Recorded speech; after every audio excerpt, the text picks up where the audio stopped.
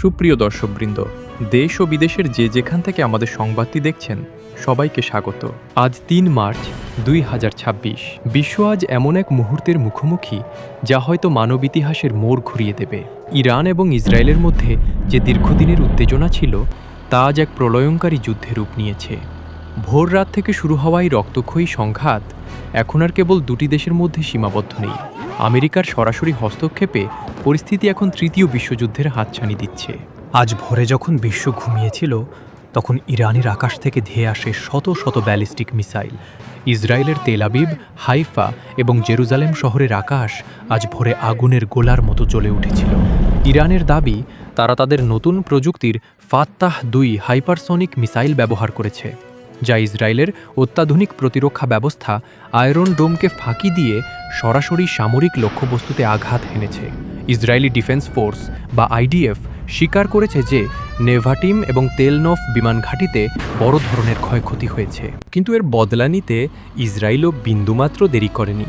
সূর্য ওঠার আগেই কয়েক ডজন F-35 যুদ্ধবিমান তেহরানের আকাশে গর্জে ওঠে। তেহরানের প্রশাসনিক এলাকা এবং ইস্পাহানের পরমাণু গবেষণা কেন্দ্রের খুব কাছে আজ সারাদিন ধরে দফায় দফায় বোমাবর্ষণ করা হয়েছে।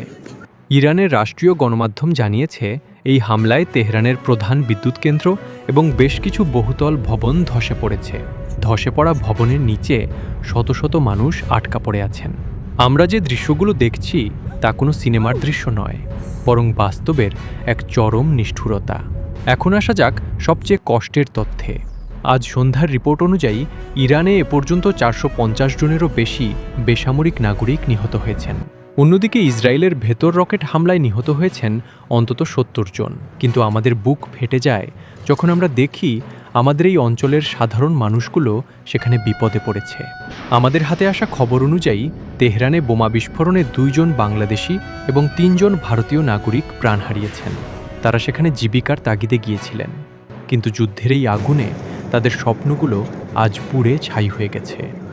পাকিস্তান থেকে আসা তথ্য অনুযায়ী ইসরায়েলের উত্তরাঞ্চলে কাজ করার সময় এক পাকিস্তানি নাগরিক গুরুতর আহত হয়ে হাসপাতালে লড়ছেন। সৌদি আরব, জর্ডান এবং লেবানন সীমান্তে হাজার হাজার অভিবাসী শ্রমিক এখন খোলা আকাশের নিচে অবস্থান করছেন। তাদের চোখে মুখে এখন কেবল বাড়ি ফেরার আকুতি। আমাদের দূতাবাসগুলো আপ্রাণ চেষ্টা করছে তাদের উদ্ধার করতে, কিন্তু যুদ্ধের ময়দানে আকাশপথ বন্ধ থাকায় উদ্ধার কাজ থমকে দাঁড়িয়েছে। এদিকে পরিস্থিতি আরও ঘোলাটে হয়েছে আমেরিকার সরাসরি অংশগ্রহণে।